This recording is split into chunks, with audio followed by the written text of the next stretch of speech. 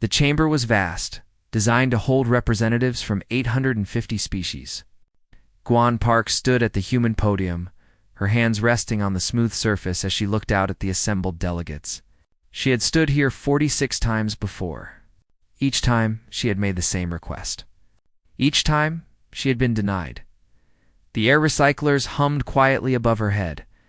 Somewhere in the upper galleries, a cluster of insectoid delegates chittered among themselves. They weren't even pretending to listen anymore. Giwan felt the weight of 15 years pressing down on her shoulders. 15 years of careful words, strategic compromises, and polite smiles. 15 years of being patted on the head like a child. "Honored counselors," she began, her voice steady and clear. "Humanity formally requests equal representation on the Galactic Council. We have contributed to infrastructure development across 42 systems. Our medical researchers have developed treatments for 17 previously incurable diseases. Our ships have protected trade routes through the Outer Rim for 8 years without requesting additional compensation." She paused, letting the facts settle. In the front row, Counselor Vextar leaned back in his seat, his scaled face showing no emotion. His species had held a council seat for 3,000 years. The Vextari believed in tradition above all else. "We ask only for what we have earned," Giwan continued, "a voice in the decisions that affect all of us. The right to vote on matters that impact human lives and human futures." The chamber fell silent. The voting display lit up above her head, showing 850 positions. Giwan had learned to read the results before they were announced. The green lights appeared first, scattered and few, 3 votes in favor. The red lights flooded the board like a tide of blood. 847 against. Counselor Thesara rose from her position, her multiple arms gesturing in what might have been amusement. Her species communicated through movement as much as sound, and every shift of her limbs spoke of contempt. "The council has heard the human petition," Thesara announced, her translator rendering her clicks into smooth, almost musical words. "Once again, we find it premature. Humanity has been part of the galactic community for merely 23 years. Many species wait centuries before receiving full representation. Your contributions, while noted, do not override the established procedures that have maintained peace for millennia." Guan's jaw tightened, but she kept her face neutral. She had heard variations of this speech dozens of times. Thesara continued, warming to her subject. "Humans are useful. Your medical knowledge is interesting. Your engineering shows promise, but you must understand your place. You are primitives by galactic standards. Children playing at the adult table. You should be grateful for your protectorate status. It offers you safety, trade, and the opportunity to learn from your betters." Laughter rippled through sections of the chamber. Not cruel laughter, exactly. More like the indulgent chuckling of parents watching a toddler demand to drive the family vehicle. It was worse than cruelty. It was dismissal.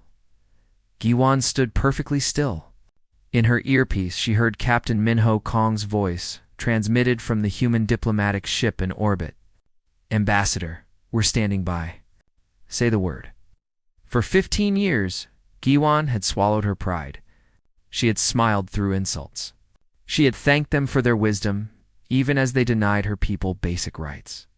She had done everything the diplomatic handbook required. She had been patient, professional, persistent. She was done being patient. G1 reached down and closed the folder on her podium. The gesture was simple, but in the context of council procedure it was shocking. Speakers never closed their materials until given permission to step down. The chamber quieted again, this time with uncertainty instead of amusement. "Ambassador Thesara," Juwan said, and her voice had changed. The pleading tone was gone. The careful diplomacy had evaporated. She sounded like someone stating a simple fact. "You have made humanity's position clear. We are useful primitives, interesting children. Grateful recipients of your wisdom." Zara's limbs stilled. Something in the human's tone had caught her attention. "I want to thank the council," Giwan continued, gathering her materials into her case. "You have taught us an important lesson. Diplomacy only works between equals, and you will never see us as equals." Vextar leaned forward. Ambassador Park, you are out of order. Juan looked at him directly.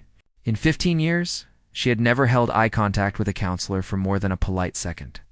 Now she stared at him with the full weight of her anger, her frustration, and her certainty. No, Counselor Vexstar. For the first time in 15 years, I am exactly where I should be. She closed her case with a decisive click. Humanity withdraws from all galactic treaties, effective immediately. We are terminating our membership in the galactic community. We are recalling all human personnel from Council space. We are severing all trade agreements, defense pacts, and cooperative ventures. The silence was absolute. 850 species, represented by thousands of delegates, sat in stunned quiet. The Saurus translator sputtered. You cannot.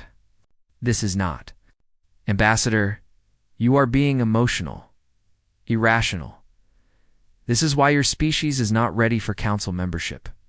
You must reconsider. We have reconsidered, Juan said. For 23 years we reconsidered. We tried every approach. We earned our place 100 times over, and you laughed at us. She picked up her case. Now you'll learn what the galaxy looks like without useful primitives to do the work you consider beneath you. In her earpiece, Minho's voice was steady. Encrypted orders received and confirmed. All human ships are preparing for immediate departure. We're ready when you are. Juan walked toward the exit. The chamber remained frozen. No one had ever walked out of a council session. It simply wasn't done.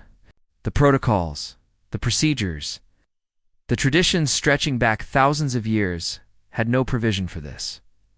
Vexstar found his voice. If you leave this chamber, there will be consequences. Sanctions. Trade restrictions. You cannot survive without the council. Juan stopped at the doorway. She didn't turn around. Counselor, you're about to discover which of us needs the other more? I suspect you won't enjoy the lesson. She walked out. Behind her, the chamber erupted into chaos. Delegates were shouting, arguing, demanding explanations. The Sara was calling for order. Vexstar was activating emergency protocols. Guan didn't look back. She walked through the corridors of the council station with her head high. Other humans fell into step beside her. Diplomatic staff, trade representatives, cultural liaisons. Every human on the station had received the same signal. They boarded their ships in silence. Within an hour, the human diplomatic fleet was gone. The council station's sensors watched them jump to hyperspace. Heading back toward Earth, in the council chamber, Vexstar stared at the empty podium where Jiwan had stood. For 3,000 years, his people had guided the galaxy. They had never been defied. Not like this. I'll be back, the Sara said, though her limbs moved with uncertainty. They need us. Where else can they go? Vexstar said nothing. He was looking at the economic reports already flooding his terminal. Human doctors had just abandoned their posts in 16 major hospitals. Human engineers had left construction sites on 9 planets. Human security forces had withdrawn from the Outer Rim trade routes in the silence of the chamber. A small alarm began to sound. It was the market index, signaling the first tremors of economic disruption. They had no idea that this was only the beginning. The message went out across every human communication network simultaneously. 3 words repeated in every language humanity spoke. Protocol Exodus. Execute immediately. Director Haijin Shou sat in her office deep beneath the surface of Luna, Earth's moon. Around her, screens displayed the systematic withdrawal of every human presence from galactic space. She had spent 10 years preparing for this moment. 10 years of secret planning, hidden construction, and careful preparation. Finally, all that work was paying off. On the main screen, she watched a hospital on the planet Tevener. Human doctors moved through the corridors with purpose. They finished current procedures, stabilized critical patients, and transferred care to local staff. Then they packed their equipment and left. The whole process took less than 6 hours, status report Haijin said. Her assistant, a young officer named Kyung, read from his tablet. 73% of human personnel have reached extraction points. Medical staff are transferring patients as planned. Engineering teams are shutting down projects safely. No casualties reported. What about the Outer Rim? Hai-Jin asked. Colonel Daeho's teams are executing extraction operations. Some resistance expected, but nothing they can't handle, Jin nodded. The Outer Rim was dangerous territory filled with pirates and independent warlords. Human security forces had maintained safe corridors through that chaos for 8 years. Now those corridors were closing. On another screen, she watched a commercial freighter captain named So-Min Lee. The woman stood on the bridge of her ship. Surrounded by alien cargo she had just jettisoned into space. The cargo belonged to a Vextari trading company. So-Min's face showed no emotion as she turned her ship toward human space. All trade routes are being abandoned, Kyun reported. Human merchants are dumping contracts and heading home. The commercial networks are in chaos, Good Hai-Jin said quietly. Let them feel it. Across the galaxy, the same scene repeated.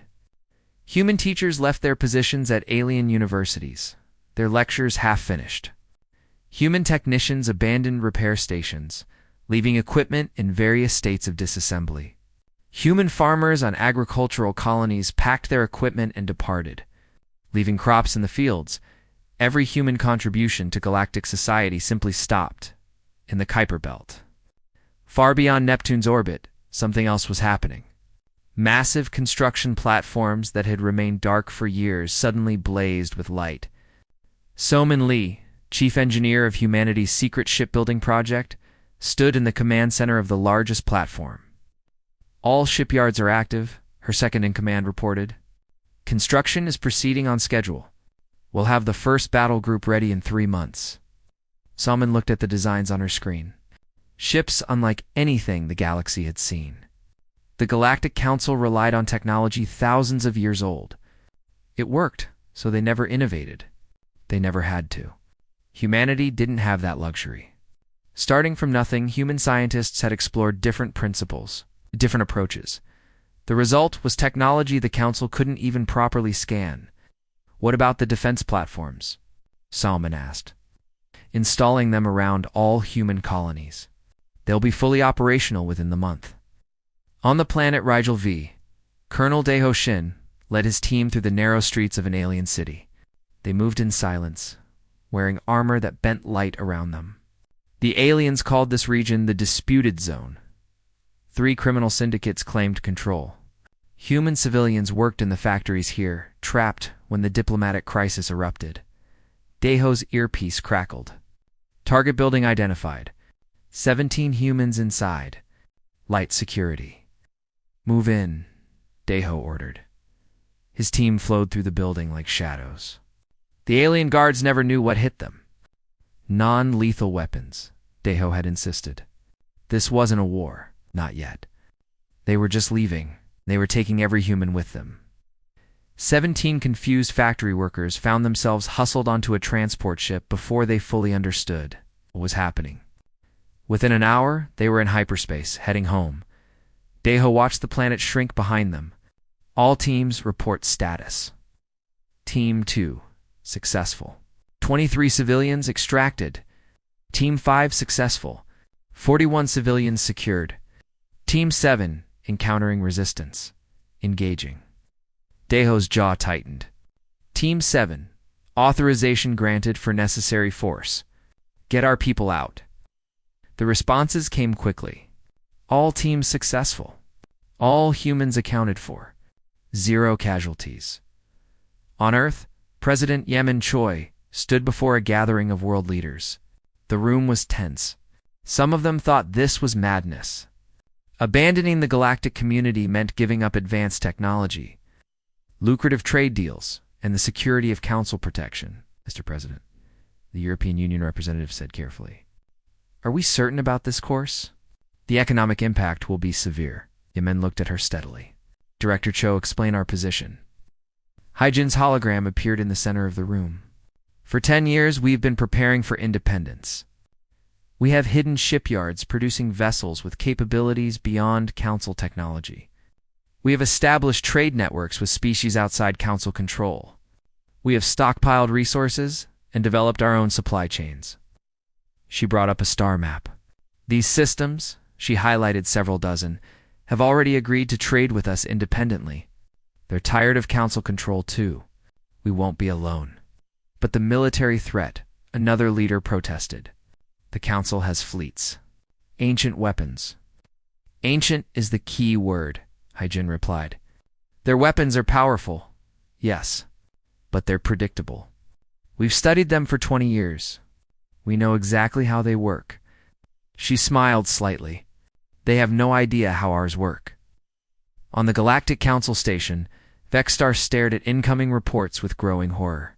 The economic damage was worse than anyone had predicted. Human doctors had left 16 major hospitals. Patient care was collapsing. Human engineers had maintained critical systems on dozens of planets. Those systems were now failing. The trade routes through the Outer Rim were already becoming dangerous again. Without human security forces, pirates were moving back in. Merchant ships were being raided. Entire trade networks were grinding to a halt. How long until they come back? The Zara asked. Her limbs moved with agitation. They're not coming back, Vexstar said quietly. He was reading a security report. Look at this. They're not retreating to Earth in disorder. They're executing a planned, coordinated withdrawal. Medical transfers, safe shutdowns, precision extraction of civilians from dangerous regions. This isn't panic. This is preparation. Preparation for what? Vexstar didn't answer. He was looking at another report. Gravitational sensors in the Kuiper Belt were detecting massive energy signatures. Something was being built out there. Something big. Send a science ship, he ordered. I want to know what they're doing. The science ship never made it to the Kuiper Belt. It was intercepted at the edge of human space by vessels that appeared from nowhere. The ships didn't attack. They simply surrounded the science vessel and escorted it back out of human territory. The encounter lasted less than 10 minutes. The sensor recordings were useless. The human ships appeared as blurs on the screens, their hulls doing something that confused every scanner. The science team's report was brief. Unknown technology. Unable to analyze. Recommend caution. Back on Luna, Hyjin watched the encounter with satisfaction. They're starting to understand, she said. Should we release a statement? Kungyo asked. No. Let them wonder. Let them worry. Every day of silence will make them more desperate. On a human colony world, Salman supervised the installation of defense platforms. The massive weapons orbited the planet like mechanical moons. Each one used principles that would baffle council scientists. Gravity manipulation. Dimensional displacement. Energy systems that drew power from quantum fields. A transport arrived, carrying refugees from council space. Thousands of humans who had built lives on alien worlds now coming home. They looked confused, scared, uncertain about the future. Salman watched them disembark.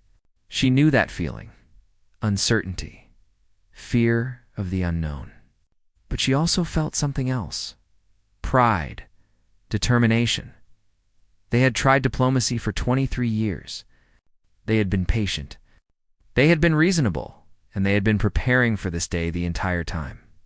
In orbit above Earth, Admiral Minho Kang stood on the bridge of humanity's first true warship. The vessel was called the Indomitable. It was larger than any human ship that had come before, and it bristled with weapons the Council had never imagined.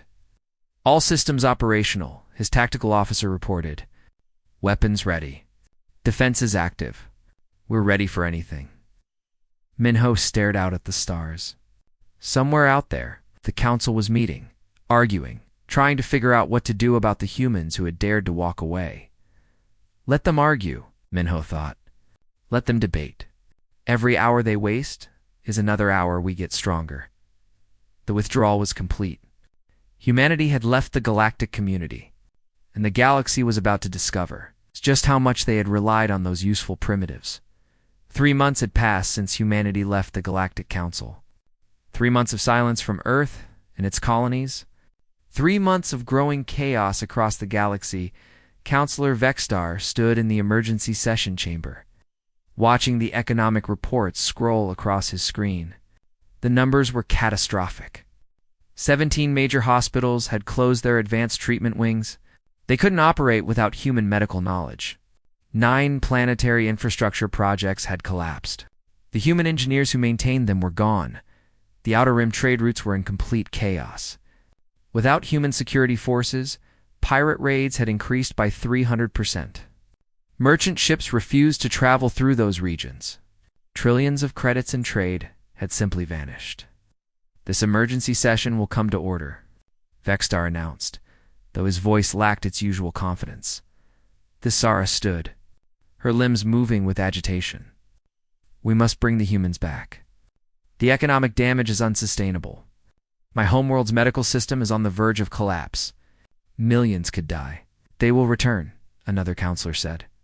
"They need us more than we need them. It's only a matter of time before they realize their mistake." Vexstar wasn't so sure.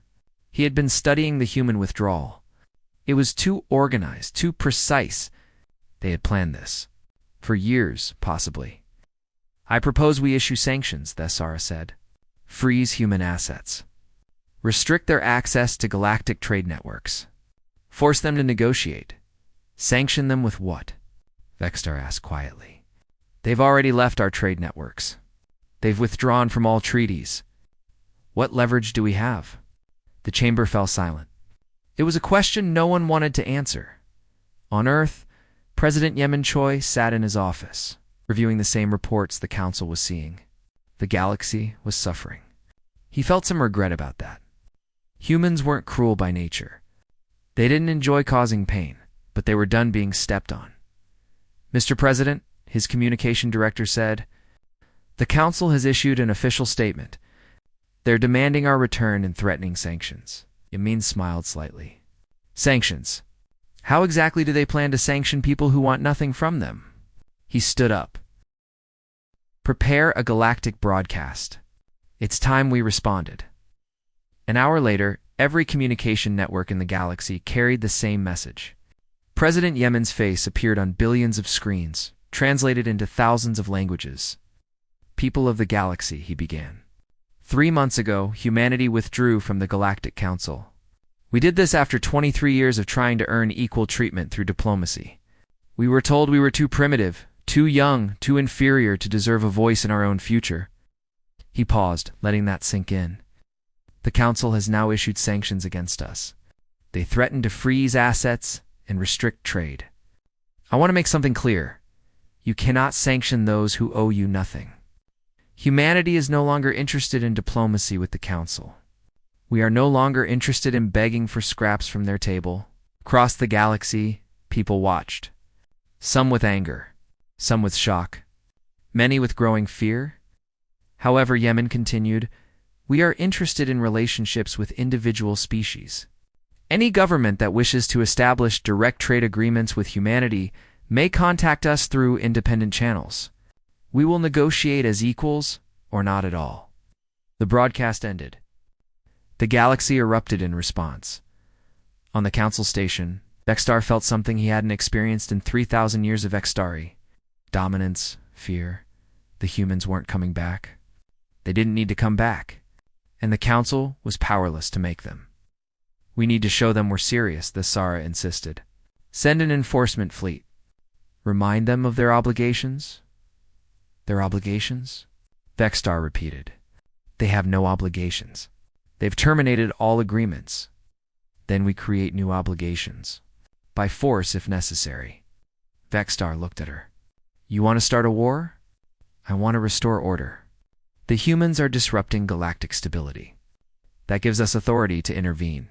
Against his better judgment, Vexstar agreed. The Council voted to dispatch an enforcement fleet to human space. 50 warships, ancient and powerful, carrying weapons that had maintained peace for millennia. Admiral Unahan watched them come. She stood on the bridge of the Indomitable, surrounded by the human defense fleet.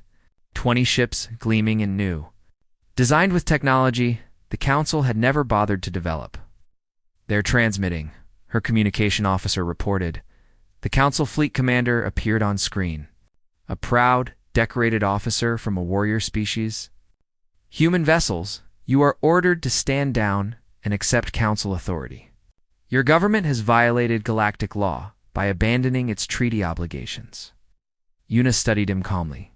"We abandon nothing. We terminated agreements you refused to honor. You have no authority here. You have the authority of superior force. Stand down or be disabled, Yuna smiled. It wasn't a friendly expression. You're welcome to try. The Council fleet opened fire. 50 ships, unleashing weapons that could crack planets. Energy beams and missiles filled the space. Between the fleets, none of them reached the human ships. The human vessels generated fields that bent reality itself. The energy beams curved away harmlessly. The missiles detonated against dimensional barriers. And then the human fleet responded. They didn't destroy the Council ships. That would have been easy. Instead, they did something worse. Every Council vessel simply stopped working. Engines went dark. Weapons went offline. Life support continued, but everything else shut down completely. The human ships moved forward, caught the disabled Council vessels in tractor beams, and towed them out of human space like garbage. Being removed from a clean room, the entire engagement lasted 7 minutes. On the Council station, Vexstar watched the sensor recordings in silence. The Sara stood beside him, her limbs completely still. Around them, other counselors stared at the screens in shock. Ow. Someone whispered, "How did they do that?" "Unknown technology," the military analyst reported. "Our sensors can't even properly read their ships." The hulls seem to exist in multiple dimensional states simultaneously. Their weapons operate on principles we don't understand. "Impossible," the Sara said. "We have technology from civilizations millions of years old. How can primitives develop something we've never seen?" Vexstar understood. The answer was simple and terrifying. Because they're not primitives. They never were. We just refused to see it. He pulled up humanity's history. 23 years in the galactic community. In that time, they had contributed medical advances, engineering solutions, and security expertise. They had done all of this while building secret shipyards, developing unknown technology, and preparing for independence. "They played us," Vexstar said quietly. "They smiled and nodded and contributed just enough to seem useful, all while preparing to leave. They knew we would never accept them as equals, so they prepared to not need our acceptance." Across the galaxy, the news spread. The mighty Council enforcement fleet had been defeated without a single shot hitting its target. The human ships had technology that Council scientists couldn't explain, and humanity had made it clear they would defend their independence. On a dozen worlds, governments called emergency meetings. Some discussed how to appease the Council. Others began drafting messages to Earth, requesting independent negotiations. Trader Ricksock sat in his office on a trading station, staring at his collapsed business accounts. Before the human withdrawal, he had made a fortune shipping human medical supplies to frontier worlds. Now those supplies were gone. His clients were desperate. His competitors were bankrupt. He made a decision against Council regulations. He sent a message to Earth, a request for direct trade negotiations. Within an hour, he received a response. Humanity was willing to talk. As equals, Ricksock wasn't the only one. Across the galaxy, hundreds of traders, planetary governments, and independent systems began reaching out to humanity, not through the Council directly. In her office on Luna, Director Hyjin watched the messages flood in. She smiled. They're starting to understand. The Council isn't the galaxy. It's just a structure, and structures can be replaced. "How many requests have we received?" her assistant asked. 317 in the past hour. Small governments mostly. Species that the Council ignores. They're seeing an opportunity. Should we respond to all of them? Yes, but slowly. We make them wait. We make them understand that we choose our partners now. We don't beg for acceptance. On the Council station, Vexstar called another emergency session. The chamber was tense. Fear had replaced arrogance. The counselors who had laughed at G1 Park 3 months ago now looked uncertain. "We need to negotiate," Vexstar said. "We need to bring humanity back to the table." "And offer them what?" the Sara asked bitterly. "They've proven they don't need us. They have superior technology. They're forming independent alliances. What can we possibly offer them?" Vexstar looked around the chamber. 850 species, represented by delegates who had grown comfortable in their power. For thousands of years, the council had been the center of galactic civilization. Now that center was crumbling. "We offer them what we should have given them 23 years ago," he said quietly. "Respect." The chamber was silent. They all knew what he meant. Humanity had to be invited back as equals. Full council membership. Full voting rights. Everything they had asked for and been denied. The question was whether humanity would even want that. Anymore? The intelligence reports landed on Counselor Vexstar's desk like bombs. Each one contained information that challenged everything the council thought they knew about humanity, Commander.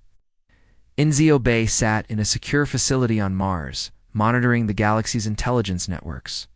His job was simple: watch what the aliens were learning about humanity.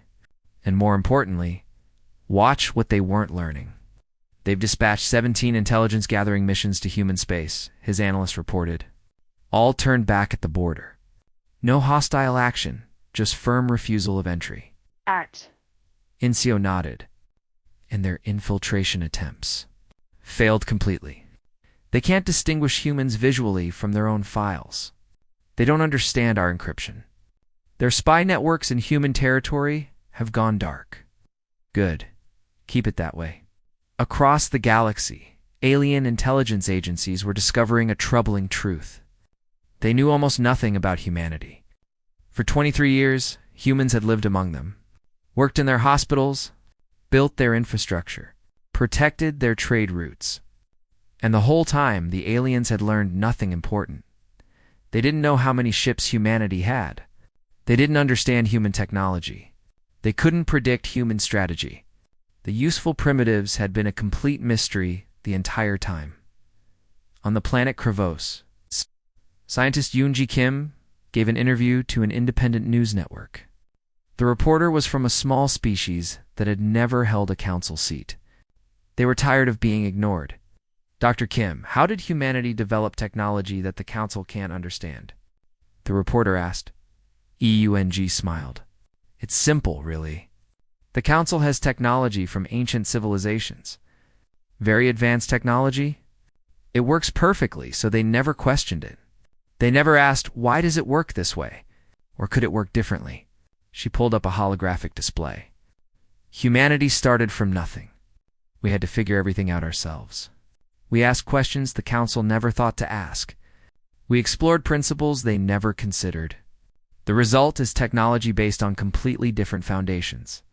Can you give an example?" Council ships use gravitational drives based on mass manipulation. It's efficient and reliable. But humanity asked, what if we manipulate space-time directly instead of manipulating mass? The result is faster ships with smaller power requirements. Different approach, different result. The interview spread across independent networks. Species that had felt inferior to the council suddenly saw humanity in a new light. The humans hadn't been primitive. They had been innovative. On Dazara's homeworld, riots erupted in the capital city. The economy had collapsed. The medical system was failing. Thousands were dying from diseases that human treatments could have cured. The people were angry, and they were directing that anger at their government. "You told us the humans needed us." A protest leader shouted at the government building. "You said they would come crawling back? Where are they?" Thasara watched from her office, her limbs moving with distress. Her political career was ending. The people wanted someone to blame, and she was the one who had called humans primitives. She was the one who had dismissed them. Counselor Harade said quietly, "The opposition is calling for your resignation. I know. They're saying you destroyed our economy by insulting our most important trading partners." Thasara's limbs stilled. That's what humans were, wasn't it? Our most important partners. And we treated them like servants. Similar scenes played out across the galaxy. Governments that had relied on human expertise faced angry populations. The Council's member species were discovering just how much they had depended on humanity's contributions. In the Council chambers, Vexstar convened a closed session. Only the inner circle attended. 50 of the most powerful counselors, representing the oldest and strongest species, We need to discuss military options, one counselor said. The enforcement fleet failed, but we have larger forces. Ancient weapons. We could force humanity back under council authority. Extar pulled up tactical simulations. I've had our best strategists run every scenario. Watch. The holographic display showed fleet movements, battle projections, and outcome calculations. Every simulation ended the same way. Human victory. Sometimes it took longer, sometimes shorter, but the result never changed. How is this possible? A counselor demanded. We have weapons from civilizations that ruled galaxies. And humanity has weapons we don't understand, Vexstar replied. Our sensors can't read their ships properly. Our weapons can't hit them effectively. Our tactics are based on technology they've studied for 20 years.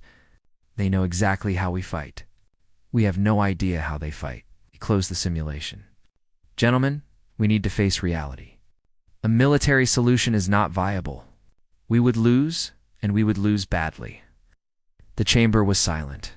For species that had maintained peace through superior force for thousands of years, this was unthinkable. Then what do? Someone asked quietly. We negotiate, Vexter said. We invite them back to the council as equals. Full membership. Full voting rights. We give them everything they ask for. That's surrender. No, Vexstar said firmly. That's reality. We need humanity more than they need us. The sooner we accept that, the sooner we can begin rebuilding. Outside the Council's control, events were accelerating. 200 smaller species had formed a coalition. They called themselves the Independent Systems Alliance, and they had invited humanity to join as a founding member. Ambassador Hannah Song represented this new coalition. She stood before a gathering of independent governments, her message simple and direct. For thousands of years, the Council has spoken for the galaxy. They claim to represent all of us, but they only represented themselves. The large species, the ancient civilizations, the rest of us were ignored. Heads nodded throughout the audience. These were species that had never held council seats. Governments too small to matter in galactic politics. Until now. Humanity showed us something important, Hannah continued. You don't need the council's approval to matter. You just need the courage to stand on your own. The coalition grew quickly. Within a month, 200 species had joined. Then 300. They represented more than half the galaxy's population. Even if they controlled less territory than the Council's core members. On Earth, President Yemen met with his advisors. The coalition wants us to lead it, he said. Should we? Director Hygiene asked. That would essentially create a rival power to the Council. That's exactly what the galaxy needs, Yemen replied. Competition. The Council has been the only game in town for too long. They've grown arrogant because they had no rivals. If they see this as a threat, they already see us as a threat. The question is whether we want to reform the existing structure or build something new. Admiral Yuna provided the military perspective. Our defense capabilities can protect the coalition members. We've already demonstrated that. If we offer security guarantees to the independent systems, the Council loses its primary source of leverage. Do it, Yemen decided. Offer defensive alliances to any coalition member that wants one. Show the galaxy there's an alternative to Council protection. The news hit the Council like a shockwave. Humanity wasn't just refusing to rejoin. They were building a rival power structure, and smaller species were joining in droves. Vexstar read the reports with growing despair. The Council's influence was crumbling. Species that had been loyal for centuries were reconsidering their allegiances. The galaxy was splitting into two camps, the traditional Council powers and the new Independent Systems Alliance. We're losing control, Thessara said. She had been allowed to attend the Inner Circle meeting despite calls for her resignation. Humanity is turning the galaxy against us, Novexstar corrected. We turned the galaxy against us. Humanity is just offering them an alternative. He stood and addressed the Inner Circle. We have a choice. We can fight this and lose everything, or we can adapt. We can invite humanity back, restructure the Council to give smaller species a voice, and try to salvage what we can. That would mean giving up power, a counselor protested. We've already lost power, Vexstar said bluntly. The only question is whether we lose it violently or peacefully. The debate raged for hours. Ancient species arguing about concepts they had never had to consider before. Compromise, equality, shared power. These were not words in their political vocabulary. Finally, they voted. By a slim majority, they decided to send a delegation to Earth, a request for negotiations, not demands, not threats, a request. On Luna, Director Hygiene received the message. She read it carefully, then showed it to President Yemen. They want to negotiate, she said. They're offering full council membership, equal representation, formal apology for past treatment. Yemen smiled slightly. 6 months ago, that would have been enough. Now we have options, Hygiene agreed. The coalition gives us leverage. We don't need the council anymore. But the galaxy might need both, Yemen said thoughtfully. A council that's been forced to reform and a coalition that keeps them honest. Competition breeds improvement. He made his decision. Tell them we'll negotiate, but not in the council chambers. Neutral territory. And we're bringing representatives from the coalition. If they want humanity back, they're going to have to accept the new reality. The message went out. Humanity would talk. But on their terms, as equals. With allies by their side, the council had wanted useful primitives. They were about to get something much more challenging. Partners, the neutral station hung in the void between territories, built specifically for these negotiations. It belonged to neither the council nor humanity. A merchant consortium had constructed it, seen opportunity in the galaxy's changing politics. G1 Park. Walked through the corridors with very different feelings than she had felt 6 months ago. Then, she had been a supplicant begging for recognition. Now she was a representative of a power the galaxy couldn't ignore. Captain Minho Kong, now Admiral Kong, walked beside her. His dress uniform bore medals from the brief conflict with the Council Enforcement Fleet. A reminder to everyone of what humanity could do when pushed. Nervous? He asked quietly. Jiwan smiled. No, for the first time in 15 years, I'm not nervous. We're not asking for anything. They need us, not the other way around. The delegation from the council waited in the main chamber. Vexstar led them, looking older than Jiwan remembered. The weight of the council's collapsing authority showed in his movements. Behind, Iwan came representatives from the Independent Systems Alliance. Ambassador Hannah Song led that group, representing 200 species that had never had a voice before. The chamber was designed for equality. No elevated positions. No prestigious seating. Everyone sat at the same level, facing each other across a circular table. Vexstar stood. Ambassador Park, thank you for agreeing to these negotiations, President Jiwan corrected gently. I'm no longer an ambassador. I've been elected president of the Human Systems Government. Vexstar nodded, accepting the correction. President Park, the Council wishes to formally apologize for our past treatment of humanity. We were wrong to deny you equal representation. We were wrong to dismiss your contributions. We were wrong in our arrogance. Juan listened without interrupting. The apology was genuine. She could hear it in his voice. Desperation had a way of creating sincerity. The Council offers humanity full membership, Vexstar continued. Equal voting rights. A permanent seat on the inner circle. Reparations for the economic losses you suffered during the diplomatic dispute? Dispute, Jiwan repeated the word. Is that what we're calling it? Vexstar had the grace to look uncomfortable. What would you call it? 23 years of systematic discrimination. Decades of being treated as inferior despite proving ourselves repeatedly. A formal policy of keeping us in our place. The council delegation shifted uncomfortably. Hearing their actions described so bluntly was painful, as Vexstar said quietly. That's accurate, and we're asking you to forgive us. To return to the council. To help us rebuild what we've damaged. President Yemen Choi, attending via hologram from Earth, spoke for the first time. Councillor Vexstar, your offer is generous. 6 months ago, we would have accepted immediately. But circumstances have changed. He gestured to the coalition representatives. We're no longer alone. 200 species have joined the Independent Systems Alliance. They're looking to humanity for leadership. They want an alternative to the Council's traditional structure. We can reform, Vexstar said quickly. We can give smaller species representation. We can restructure to be more inclusive. Can you? Hannah Song asked. Or will you return to old habits once this crisis passes? The Council has existed for thousands of years with the same power structure. Why should we believe it will change? The Sara, attending despite her political troubles, spoke up. Her limbs moved with resignation. Because we have no choice. The galaxy is splitting. Half the species are joining your coalition. Our economy is in collapse. Our military advantage has proven illusory. She looked at Jiwan. You've broken us.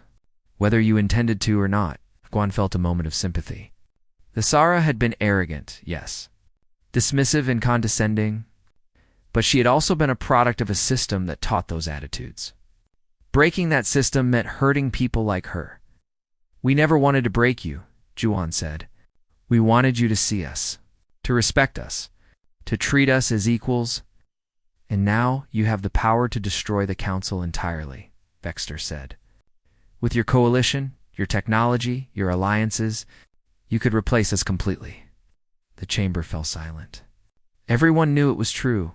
Humanity and the coalition represented more than half the galaxy's population. They had military capability the Council couldn't match. They had economic networks developing outside Council control. Admiral Kang spoke, his voice carrying military authority. We could, but President Yemen is right. Circumstances have changed. The question isn't whether humanity should join the Council. The question is what kind of galactic government serves everyone best. He stood and approached a holographic display. The Council represents the Old Guard, ancient species with established power. The Coalition represents the ignored majority, smaller species seeking a voice. Both have legitimate interests. He brought up a proposal. What if both structures continue? A reformed council and an independent coalition. Partners instead of rivals. Competing to serve the galaxy's needs. Keeping each other honest. Vexstar studied the proposal. You're suggesting a dual system? 2 galactic governments. I'm suggesting competition, Yemen clarified. The Council had no rivals. You became complacent, arrogant. But if species can choose between the Council and the Coalition, both organizations have to actually serve their members, Hana added, and some species might join both. Maintain Council membership while also participating in the Coalition. Create overlap. Force cooperation. It was a radical idea. The galaxy had never had competing power structures. The Council had been the only game in town for thousands of years. What about conflicts between the 2 governments? A Council delegate asked. We established protocols, Giwan replied. Dispute resolution mechanisms. Maybe a joint committee with representatives from both sides. We're not enemies. We're different approaches to galactic governance. Vexstar looked at his fellow counselors. They were ancient species used to being in charge. This proposal meant giving up their monopoly on power. But they were also practical. The alternative was total irrelevance. The Council would need to reform, Vexstar said slowly. Give smaller species real representation. Change voting procedures. Become what we should have been all along. Yes, Juan agreed. And humanity would participate in that reform. We'll take our council seat. But we'll also remain leaders of the coalition. We'll exist in both structures. Why? The Sara asked. You've won. You could just leave us behind. Giwan met her eyes. Because the galaxy needs both. It needs the Council's experience and established networks. It needs the Coalition's fresh perspectives and inclusivity. Together, we can build something better than either could alone. The negotiations continued for 3 days. Details were hammered out. Voting structures, representation formulas, economic agreements, security arrangements. It was complex, difficult work, but it was work done between equals. On the final day, President Yemen addressed the gathered delegates. 6 months ago, humanity walked away from diplomacy. We did it because diplomacy only works between equals.